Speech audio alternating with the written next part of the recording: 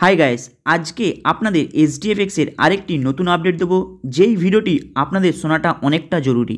কারণ আপনারা হয়তো এমডির মুখ থেকে অলরেডি মিটিংয়ে শুনেছেন আমরা পেমেন্টটা টোটালি ক্রিপ্টোর মাধ্যম দিয়ে ইউএসডিটির মাধ্যম দিয়ে দিতে চাইছি, তবে আপনাদের উপর নির্ভর করে। যেখানে এমডি বলছে যে ওদের অল পেমেন্ট এবার থেকে ক্রিপ্টোতে দেওয়া হবে। কিন্তু আপনারা কি মিটিংটা মন দিয়ে শুনেছেন? যেখানে কিন্তু এমডি অলরেডি অ্যানাউন্সমেন্ট করে দিয়েছে যে তারা এপ্রিল মাসে পেমেন্ট দিতে পারবে না। আমরা জুন মাস থেকে যেমন পেমেন্ট টাইম টু টাইম মে মাসে দিতে পারবে না, জুন মাসে দেবে। তারা জুন মাসে যে পেমেন্টটা ক্লিয়ার করবে সেটা কিন্তু কোনো ব্যাঙ্কিং ট্রানজ্যাকশানে করবে না। ওরা কিন্তু অল পেমেন্ট কিন্তু ইউএসডিটি ক্রিপ্টোর মাধ্যমে করবে। এই নিউজটা কিন্তু অনেকে শুনেননি, তাই ভিডিওটাকে মন দিয়ে শুনবেন। জুন মাস থেকে যে 20 তারিখে যে পেমেন্ট দেবে বলেছে সেটা কিন্তু অল পেমেন্ট কিন্তু ক্রিপ্টোর মাধ্যমে দেবে। এটা কিন্তু এসডিএফএক্স বলে দিয়েছে। কারণ আপনারা হয়তো যারা ব্যাঙ্কিংয়ে উইথড্রল করবেন এই জিনিসটা ভাবছেন, আর ব্যাঙ্কিং ট্রানজ্যাকশন করতে পারবো বলে মনে হচ্ছে না, কেননা যে পরিস্থিতি তৈরি হচ্ছে সেই পরিস্থিতিতে ব্যাঙ্কিং ট্রানজ্যাকশন করা তাদের পক্ষে এই বিষয়টি শুনলে হয়তো অবাক লাগবে। কিন্তু মন দিয়ে শুনবেন, এমডি অলরেডি এটা অ্যানাউন্সমেন্ট করে দিয়েছে। কিন্তু এখান থেকে আরেকটি প্রশ্ন জেগে ওঠে, যেটা কিন্তু প্রত্যেকের জানাটা দরকার। কারণ এমডি বলছে তাদের অল পেমেন্ট ক্রিপ্টোর মাধ্যমে করতে হবে। কারণ আপনারা জানেন ফরেক্স মার্কেট ইন্ডিয়ার মধ্যে পুরোপুরি 100% লিগেল নয়। হিউজ মানুষ করছে, কিন্তু একটা প্রবলেম হচ্ছে দেশের সরকার এটাকে এখনো পর্যন্ত লিগেল করেনি।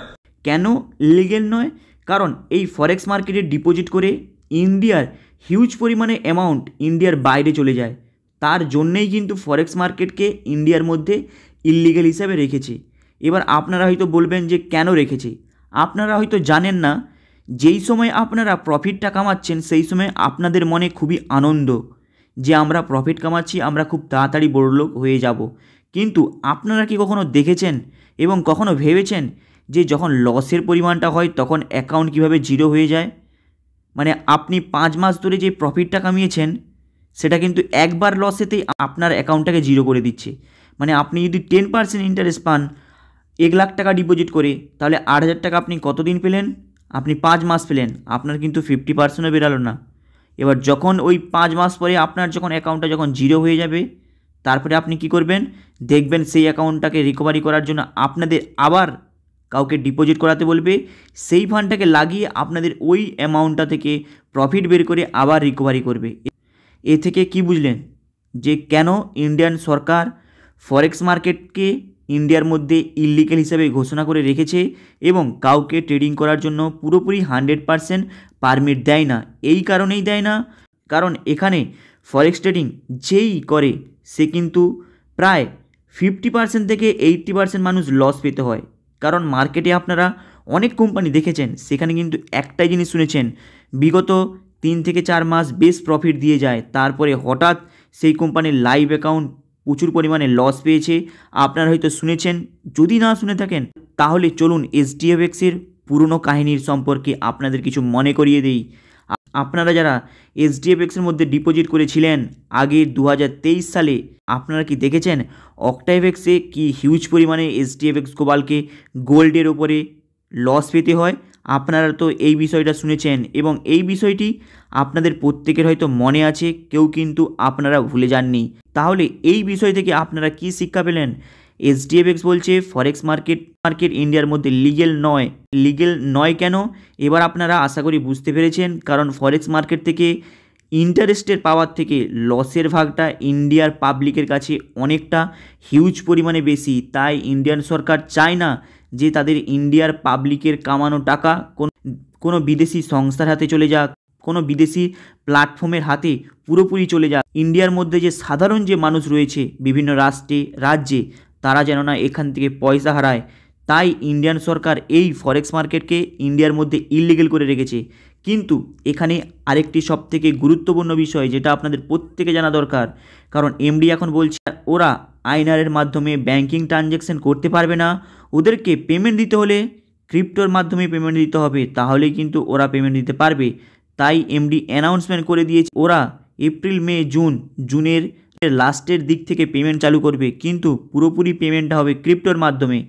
আমরা পেমেন্টটা টোটালি ক্রিপ্টোর মাধ্যম দিয়ে ইউএসডিটির মাধ্যম দিয়ে দিতে চাইছি, তবে আপনাদের ওপর নির্ভর করে। এখানে আরেকটি প্রশ্ন জেগে আছে, যদি এসটিএফএক্স ক্রিপ্টোর মাধ্যমে পেমেন্ট দিতে চায় তাহলে কেন এপ্রিল মাসে দিতে পারবে না? সে কেন জুন মাসে টেনে নিয়ে যাচ্ছে 20 তারিখে? আপনাদের কিন্তু এই বিষয়টা কিন্তু এখানে ভাবা দরকার। এমডি যদি অ্যানাউন্সমেন্ট করে বলল তারা ক্রিপ্টোর মাধ্যমে পেমেন্ট দেবে, ফরেক্স মার্কেট ইলিগেল মার্কেট, কিন্তু তারা কেন পারবে না এই এপ্রিল মাসে ক্রিপ্টোর মাধ্যমে এবং ইউএসডিটির মাধ্যমে পেমেন্ট দিতে? এই বিষয়টা কিন্তু আপনাদের প্রত্যেকের কাছে ভাবার বিষয়। তাই কমেন্ট বক্সে কমেন্ট করবেন আপনাদের কী প্রতিক্রিয়া রয়েছে। কারণ এসটিএফএক্স বলছে ওরা ক্রিপ্টোর মাধ্যমে দেবে, তাহলে কেন এপ্রিল মাসে কেন পারবে না ক্রিপ্টোর মাধ্যমে দিতে? তাদের ব্যাঙ্কিং ট্রানজ্যাকশানটাকে কমানোর জন্য। আপনারা কিন্তু এখানে যাই ভাবুন না কেন, এসটিএফএক্স চাইলে কিন্তু পেমেন্ট দিতে পারে ক্রিপ্টোর মাধ্যমে, সেটা কিন্তু করবে না। কারণ এসটিএফএক্স তার লাইভ অ্যাকাউন্টে লস পেয়েছে অনেকটাই পরিমাণে, এই জন্য দেবে না। এটাই হচ্ছে মেন রিজন। ব্যাংকের রিজনটা এখানে কিন্তু অনেকটাই কম। তাই যদি বলে আমরা পেমেন্ট দিতে পারছি না ব্যাঙ্কিংয়ের মাধ্যমে, তাহলে ক্রিপ্টোর মাধ্যমে দিক। এবং ক্রিপ্টোর মাধ্যমে প্রশ্ন উঠলেই ওরা কিন্তু বলছে আমরা এপ্রিল মে জুন মাসে পেমেন্ট দিতে পারবো না, জুন মাসের 20 তারিখে পেমেন্ট দেবো।